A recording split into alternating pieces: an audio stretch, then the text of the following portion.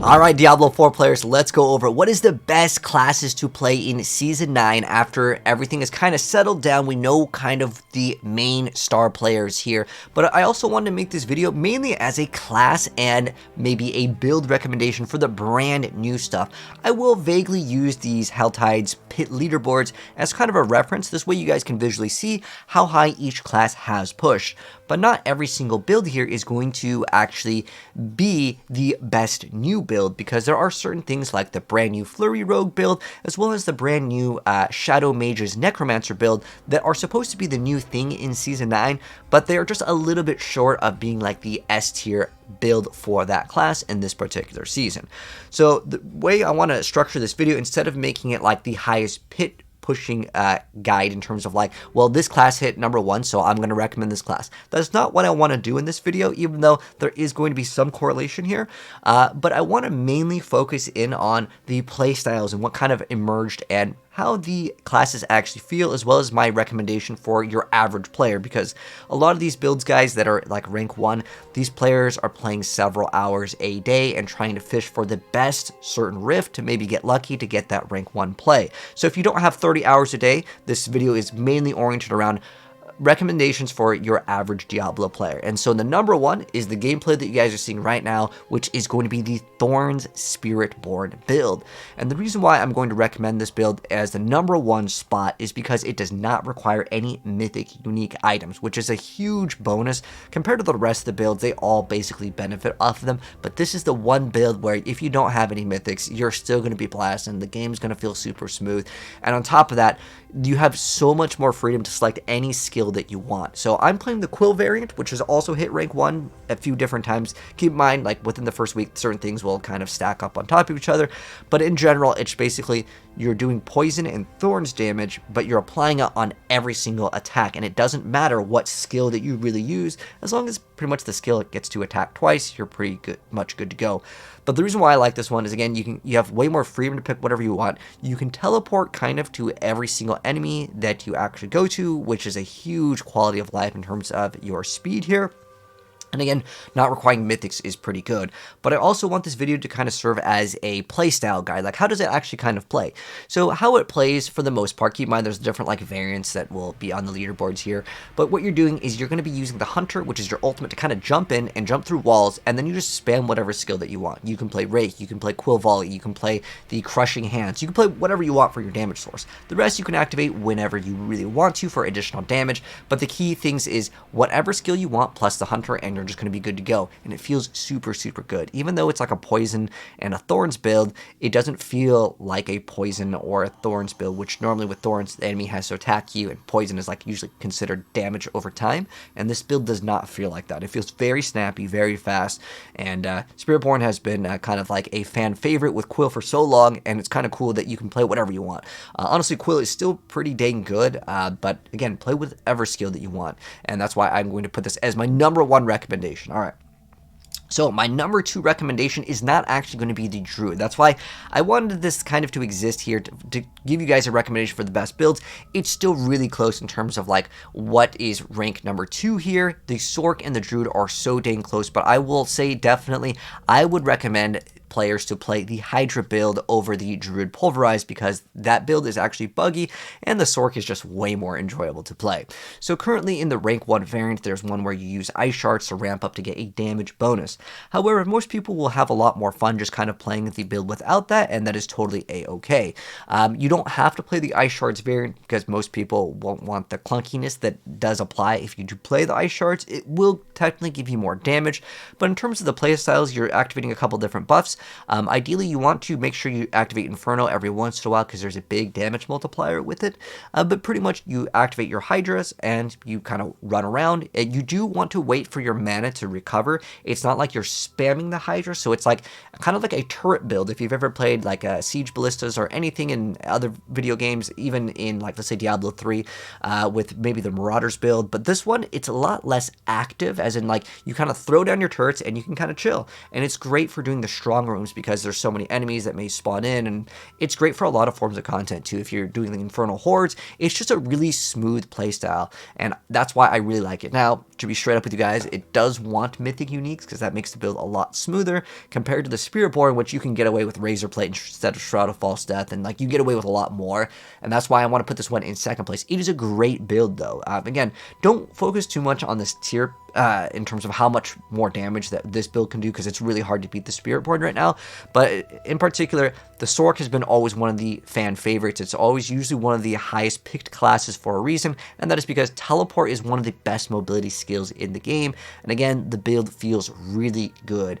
There is one drawback with this though, is that you really want to temper on the weapon on your two-hander to have the Hydras to have more heads. By the way, if you guys need any of these builds, a bunch will be linked down below. And keep in mind, there's going to be some sort of like variances, but for the most part, I'm going to try to make him more accessible and easier and beginner friendly versus trying to get like triple masterwork on certain variants. Like for example, the Rogue, rank 1 Rogue build right now requires so much perfect masterworking and a lot of GA, multiple gear slots in order for the build to actually feel very good. But as far as Sorc goes, I would say as of right now, that's my number 2 recommendation. All right. But let's go into my number 3 recommendation, which is going to be the Druid. So as far as the Druid gameplay, it's this new Poison Splash Druid. And so how it works is you're going to be spawning in these pools of poison. This is older gameplay of it, but pretty much they have buffed up the poison pools, and it should be spawning in every time you're seeing these poison pools, and you can overpower every single time that you splash inside of these poison pools. There is a bug with it, so it's kind of annoying, specifically on bosses on certain terrains, that it just, I guess, doesn't function properly.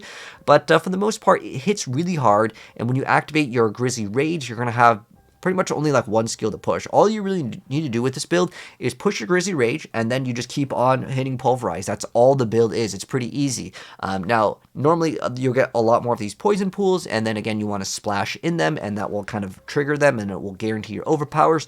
But as far as Druid goes, yeah, this is the build to kind of play with the Druid for this season. There's also this like Shout Bear variant that still, I believe, has cleared a Pit 100 at the time right now, but pretty much the Pulverize is the one that most people are playing, and again, it's just like you just slam again and again. This is the build. It's probably the easiest build because you really can't activate any of your other skills. You can maybe activate like the Shout over here if you want to. It's called Debilitating Roar, but for the most part, it's Debilitating Roar plus Pulverize. There is a variant that was also rank 1, but you don't really need to interact with the pets. They're just kind of there to exist and maybe absorb some damage, and also allows you to run other aspects for extra damage reduction. But for the most part, you can play with any skills. It's just basically you need to activate Pulverize. That's it. It's probably the easiest build out of all of them, but again, it will want to run certain mythics. If you don't have mythics, though, it's really not that bad because you can run one of the chest pieces that gives you extra rings to like the bear scales, and you're going to become like your main as your werebear. But as far as the number 4th slot right here, because we did Spiritborn as number 1, Sorc as number 2, Druid as number 3. The other 3, I'll be honest though, if I was making a tier list, I would separate those 3 from the other ones. Like those are like my, yeah, for sure I can recommend those. The other 3, I would say it's kind of a rough recommendation, and the reason why is the rank 1 builds over here currently, I would say, even though I'm going to show them off really quick, they're kind of stuff that we've already seen before. So let me show you guys some like brief gameplay from the people that have actually posted them that I can get footage from over here. So this is the Lunging Strike Barb over here. Pretty much, obviously, you activate Lunging Strike, you activate all your buffs. And it's a very, very piano play style. You got to keep on using a lot of these things. And then as far as the Necromancer build, it's pretty much Bloodwave. It is a Shadow Dot variant, but it's pretty much just Bloodwave. Like if I was to like look at this, I would have been like, are you sure that that's a different build? It looks kind of like Bloodwave to me. So as far as these goes, I'm not taking away anything from these players. Congrats for the rank 1 push, but I wanted to highlight the new stuff because if players are coming back into the season, you know, watching what is the best class to play, and in terms of recommendations, I wouldn't really recommend those because those are kind of like older builds, like Lunging Strike technically. Like there's also Flay Barb that you can play. It's all about basic attacks, but like Barb just got way too many nerfs. I would say Barb is my very last recommendation. But what I would put in the 4th slot is actually going to be, surprisingly, the Flurry Rogue build. Even though one thing that the class suffers from is essentially the damage numbers. However, there is kind of a niche playstyle where you're able to, without any like runes or things, you can just teleport. It has a very, very long range, and because it kind of like aim assists like crazy, especially because you can 360 the skill, as in it hits literally in a 360 with one of the aspects. This is my number 4th recommendation above the other 2 classes for sure, because one, well, I like rogues, so maybe I'm a little biased here. For specifically Flurry, because it hits again in a 360. Now the damage numbers aren't super high, but it attacks so fast. You can actually easily achieve 150% attack speed, and then if you get some greater affixes on your gears, it lets you kind of progress a little bit like deeper than other classes because the attack speed goes crazy with this. Also, Rogue has a couple different like newer builds that have emerged because there's a bug with Azarath which gives you more damage based on your attack speed, which I don't know how that's even happening. But nonetheless, there is an Azarath pen shot build also, so I would say in terms of like class recommendations, Rogue has a couple like tricks up their sleeve with a couple different builds, but the number 1 best build is still Death Trap. But again, most of these things in terms of like rank 1 pushings, these are players that are spending 30 hours a day minimum playing the game, so it's going to be a little different from like your average players in terms of recommendation. So even though this might not have the highest pit push, this is T4 right now that you guys are seeing for gameplay in the brand new Horadric strong rooms. So you can see I'm just teleporting, just deleting things, and if you're a controller player, I think that this build will definitely feel really good for you. And it's another build where you really don't need mythics, and the reason why is because you actually need to spend your HP. It does have a gimmick. If you guys want the build guide, I do have it, but make sure you watch that build guide all the way through, otherwise you're going to be like, what's going on? I'm dead every second, because the new item in Season 9 for this build, because I'm covering the new stuff here, it does have a really bad gimmick where it drains your HP. Now, it's not that hard to get around. Just make sure you follow the guide and you'll be a-okay. You can see my HP doesn't really drop. You'll see it drop, but it goes back instantly. We use Barrier to kind of facilitate if we were to actually take damage. But it's very important if you do play the brand new Death Mask build, you follow a guide.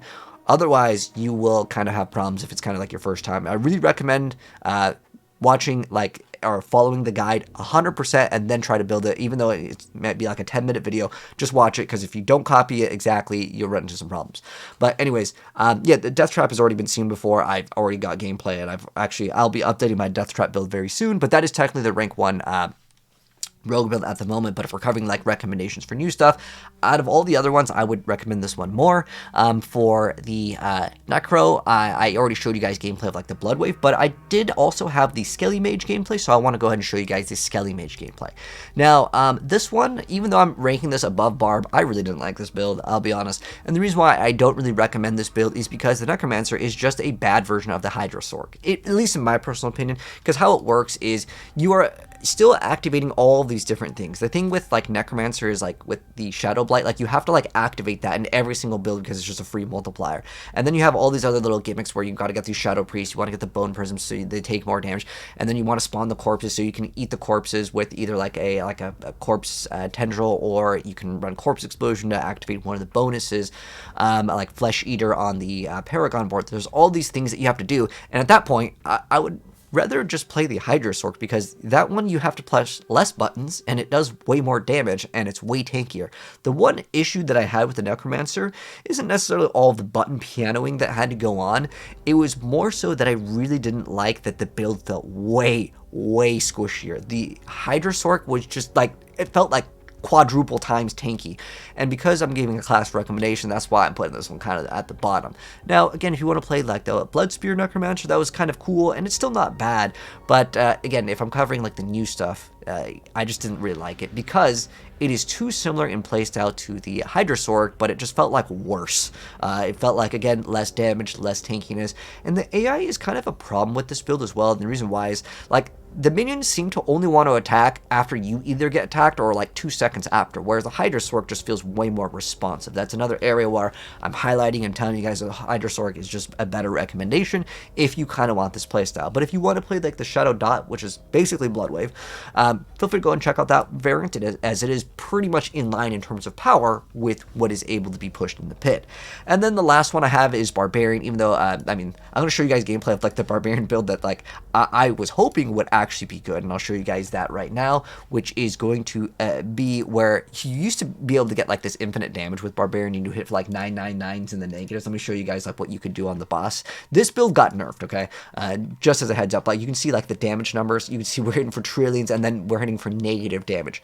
That no longer exists. It's still a basic attack build, so if you wanted to play like, let's say, a Flay Barb, you could do that because you can pick any of the basic skills, but honestly, I could not recommend Barb to anyone, sadly. And the reason why is because a lot of the stuff in general, if we're talking about the new stuff, it's just basic attacks, and I don't think people get too excited hearing about basic attack build, except for Crone Staff Druid. That one's cool.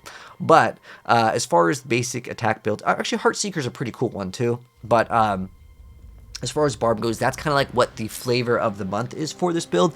And then on top of that, if you want to play like other variants in terms of a class recommendation for Season 9, you have the Earthquakes taking massive nerfs, and also like the little Twisters taking a lot of nerfs. Overall, Barb just got so many nerfs, and it's just sad that this class is always in the state where like they always just nerf the Barb.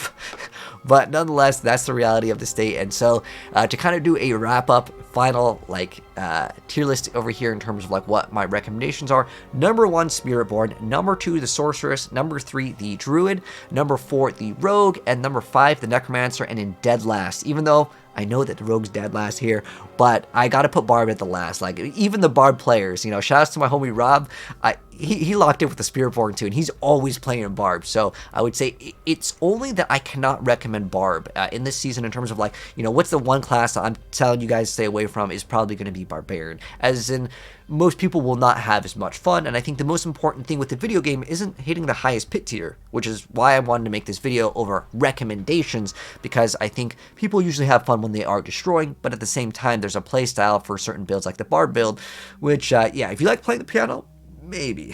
But other than that, yeah, that's the one class I would say falls very short. But anyways, that's gonna wrap it up. If you guys enjoyed the video, or if I missed out on any other cool like innovative builds that maybe have emerged, definitely let me know down below, because I don't always consider like the meta something to go by, because as long as it's able to do Tormented 4 content, some people can have fun with it. Like the Flurry Rogue, even though it's not the best build in the game, I actually really like doing it for open world content. But you get to the, like, you know, pit like 80 plus, and that build suffers. But anyways, that's gonna wrap it up. If you're new here, hit subscribe if you guys want to see more. I'll catch you Diablo gamers in the next video. And if you're watching this over on YouTube, I will have the builds in the pinned, and if you're watching this on TikTok, feel free to go ahead and check the link in the bio for the builds for a lot of these builds if you guys want to check that out. Anyways, peace out, Diablo gamers.